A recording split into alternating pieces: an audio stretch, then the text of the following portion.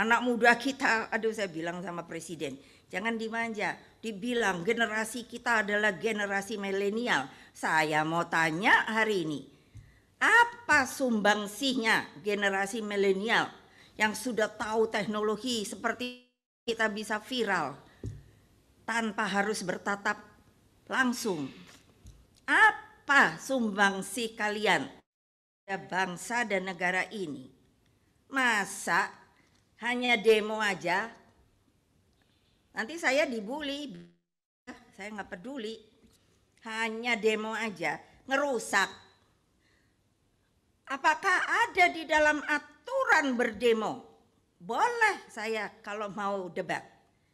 Ada aturan dalam demo, diizinkan karena ketika reformasi kita masuk ke dalam alam demokrasi, ya.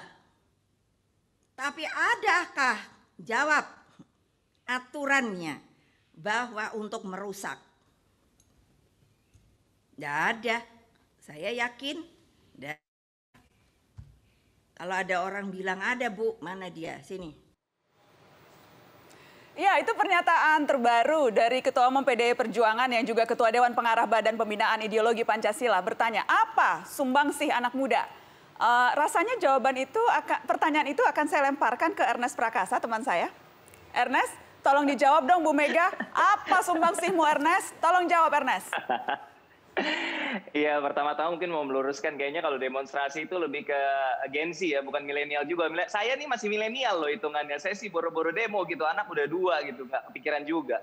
Tapi menurut saya di industri yang Indonesia yang juga bahkan bukan hanya unicorn, kita punya dekakorn gitu, digital adalah salah satu indikator kemajuan sebuah negara gitu, sebuah bangsa, di mana kita bisa punya prestasi di bidang digital. Indonesia ini punya banyak sekali prestasi di bidang digital, dari mulai startup sampai atlet-atlet e-sport kita yang berprestasi di level internasional, sampai filmmaker kita yang menyabet banyak penghargaan di level internasional, dan mereka adalah millennials. Jadi ini mungkin Bu Mega lagi terlalu bersemangat sampai lupa, mungkin ada juga poin-poin seperti ini di industri kreatif, terutama milenial sebagai anak-anak muda yang punya mungkin agility gitu ya, punya kemampuan bergerak dan yang kelincahan yang mungkin tidak dimiliki sama generasi sebelumnya gitu, sehingga mudah beradaptasi dengan zaman sekarang yang digital ini membuat apa-apa cepat berubah sekali gitu, Nak. Oke, saya ingin ke Bayu. Bayu mau dijawab juga tadi pertanyaan dari Ketua Umum PDI Perjuangan? Boleh. Ketika ada pertanyaan apa sumbangsih pemuda, silakan lihat saja orang-orang ada di sekitar saya ini. Mbak Nana, kemudian Mbak Asvin, Mas Hoili ya? Holid, sorry. Dan posisinya ini adalah sumbangsih kami dari berbagai macam bidang. Mbak Nana mungkin ya sebagai wartawan dan seterusnya. Mbak Asvin di usia mudanya ahli hukum. Kemudian ada musisi, ada seniman dan lain sebagainya. Tadi Bu Mega mempertanyakan demo bisanya hanya merusak. Jangan hanya berfokus kepada kerusakan yang terjadi. Padahal aksi-aksi di setiap wilayah sebetulnya tidak semuanya ada kerusuhan. Jadi jangan sampai itu mengaburkan pandangan pemerintah itu untuk melihat substansi apa yang kita angkat sebetulnya. Seperti itu, Mbak. Holil, prestasi sumbangsi anak muda dipertanyakan? Sebenarnya itu tadi dia mengawal demokrasi ya, menjadi mengawal demokrasi. Gimana caranya mengawal demokrasi dengan punya kesadaran politik. Jadi jangan sampai kita belajar dari rakyat, oleh rakyat, untuk rakyat, tapi kita nggak tahu operasionalisasi dari itu apa gitu. Jadi dengan aktif berpolitik, ikut memantau jalannya pemerintahan, itu termasuk sumbangsi, apalagi di kondisi yang sekarang nggak berimbang gitu. Mas Doni, apakah Presiden Jokowi selama ini memanjakan generasi milenial? Tadi dikatakan Bu Mega seperti itu, meminta Presiden Jokowi tidak memanjakan generasi muda. Selama ini Presiden Jokowi sudah memanjakan anak muda?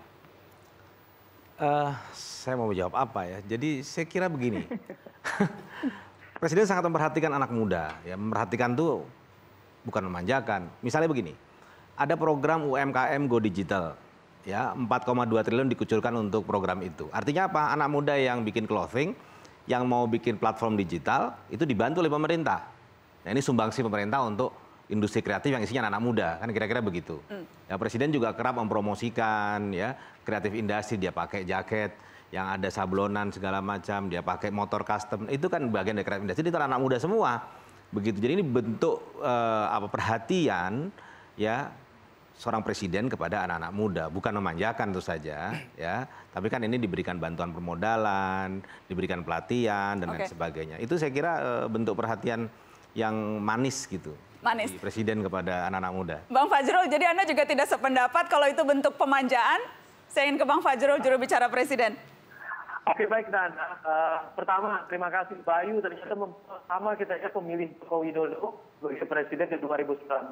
Terima kasih, tapi Anda sudah memanfaatkan juga kesempatan Anda untuk melakukan kritik. Kemudian yang kedua, saya ingin menjawab dulu Nana yang sebelumnya ya. Pak Mahfud sudah mengatakan sebagai Menko Polhukam bahwa apabila ada pelanggaran yang dilakukan oleh para penegak hukum, itu akan diselidiki dan akan ada sanksi-sanksi yang tertentu yang akan dikenakan kepada mereka. Kemudian yang kedua tentu kita juga menghimbau, misalnya ketika ada aksi demonstrasi di Jakarta, kerusakan fasilitas umum kan jumlahnya 65 miliar, apa tuh yang harus menggantinya. Nah itu, makanya hak berdemonstrasi itu boleh, tapi jangan merusak fasilitas umum, jangan kemudian juga mengundang kerusuhan sara. Kemudian yang berikutnya adalah berapa lama kami mempelajari? Yang sudah kami pelajari dan kami sampaikan kepada Presiden adalah kritik-kritik yang disampaikan oleh berbagai pihak termasuk mahasiswa, misalnya kepada Undang-Undang Cipta Kerja, tolong didorong ke Mahkamah Konstitusi. Mahkamah Konstitusi itu adalah lembaga yang dihasilkan dari reformasi. Apabila ada persoalan undang-undang dengan undang-undang dasar, bawa ke Mahkamah Konstitusi. Kalau zaman saya dulu dengan dengan Bang Tobas itu Taufik Basari, nggak ada yang namanya MK. Datang ke DPR, berhadapan dengan pagar DPR, berantem dengan petugas keamanan dan pulang ke rumah hanya kepala yang pecah misalnya seperti itu. Sekarang sudah ada, bawa ke MK. Nah, saya dorong nih Bayu nih, seluruh Indonesia, teman-teman mahasiswa yang pintar-pintar, yang IPK-nya 4,0 semua, coba datang ke MK, ajukan judicial review ke MK terhadap keberatan-keberatan Anda. Dan saya juga berharap, Nana, dorong mereka, anak-anak mahasiswa, untuk membuat judicial review terbaik, sehingga bisa dibawa ke MK. Okay. Nah, sehingga apa yang disebut tadi, mosi tidak percaya, jangan hanya di jalanan, jangan merusak, tapi boleh menyatakan pendapat bahwa itu secara intelektual ke dalam Mahkamah Konstitusi. Oke, saya tempat Taufik Basari itu bisa legislatif review juga bisa Nana. Jadi terkait dengan Ibu Megawati tadi, Pak Jokowi itu mengatakan bahwa bonus demografi itu harus diisi oleh pemuda yang berdaya saing secara global dan berkualitas. Oke. Dan tidak bisa kuantitas itu tanpa kualitas. Tidak bisa, Nana. Nah itu, sepakat sebenarnya dengan Ibu Megawati, Pak Joko Widodo. Nggak ada masalah. Sama. Cuma Ibu Megawati kan jangan terlalu dimanjakan. Tapi Pak Jokowi kan sangat menyayangi kaum muda. Oke. Kalian berkuantitas, tapi kalian juga berkualitas. Saya ingin lempar ke Asvin soal selalu memang jawaban yang disampaikan adalah masuk ke jalur Mahkamah Konstitusi, judicial review, apapun protes-protes yang diarahkan sudah ada forumnya, yaitu Mahkamah Konstitusi. Jawabannya sebenarnya ada dua. Pertama tadi soal yang penangkapan ya, Bang Fajrul Rahman ini kan pernah ditangkap bahkan diadili. Apakah Bang Fajrul Rahman merasa dia bersalah meskipun sudah ada vonis atas nama dia? Saya yakin tidak, dan banyak orang juga menganggap tidak. Kemudian Bang Fajrul Rahman dan kawan-kawan ini sering sekali mengajak petani berdemonstrasi pada zaman Orde Baru. Apakah pada zaman Orde Baru tidak ada pengadilan? Ada. Kenapa nggak masuk ke jalur pengadilan? Kenapa dibawa berdemonstrasi? Kenapa melakukan pematokan di lapangan? Yang mau saya katakan adalah Undang-Undang 39 mengatakan setiap warga negara, setiap orang berhak menempuh jalur apapun yang mau dia lakukan untuk mendapatkan haknya. Mau melalui ombudsman, melalui demonstrasi, itu semua konstitusional, itu semua sesuai Undang-Undang Dasar. Jangan dibelah dan dibenturkan, dispin bahwa yang konstitusional hanya melalui judicial review. Itu persoalannya. Saya ingin lempar ke Tobas, karena Anda juga mantan aktivis mahasiswa, aktivis 98, Anda juga dulu bergerak di LBH. Dari kacamata sekarang Anda sebagai wakil rakyat yang di demo, yang diberikan mosi tidak percaya, bisakah melihat dari perspektif teman-teman ini? Ya gini, semua apa yang dilakukan oleh teman-teman ini saya bisa memahami, ya. Karena memang ya itulah pilihan dari gerakan suatu perjuangan, ya. Jadi tidak ada masalah dengan itu. Tinggal kemudian, jangan kemudian tutup ruang dialog itu. Kalau saya penekanannya di situ, ya. Sehingga ketika kita... Dan Anda merasa yang menutup ruang dialog itu justru dari pihak... Enggak, saya tidak mengatakan seperti itu. Kita memang gini, kenapa ini menjadi begini? Memang ada sumbatan-sumbatan dialog yang terjadi sejak periode yang lalu. Ya. Itu fakta yang harus kita akui dan kita harus perbaiki. Nah, cuman kan begini, setiap orang pasti akan menjalankan perannya masing-masing. Saya sekarang ada di dalam sistem dan saya akan lakukan apa yang saya miliki, apa yang bisa saya lakukan di dalam sistem itu. Termasuk ketika kemarin pembahasan RUU Cipta Kerja, itu saya hajar habis-habisan, saya perjuang di dalam. Nah, tapi kan masing-masing tentu ada perannya masing-masing. Oleh karena itulah maka ketika kita ingin melakukan perjuangan, ya silahkan lakukan itu. Tapi pilihan-pilihan jalan inilah yang mungkin bisa kita cari mana yang terbaik. Salah satunya contoh gini, Nana.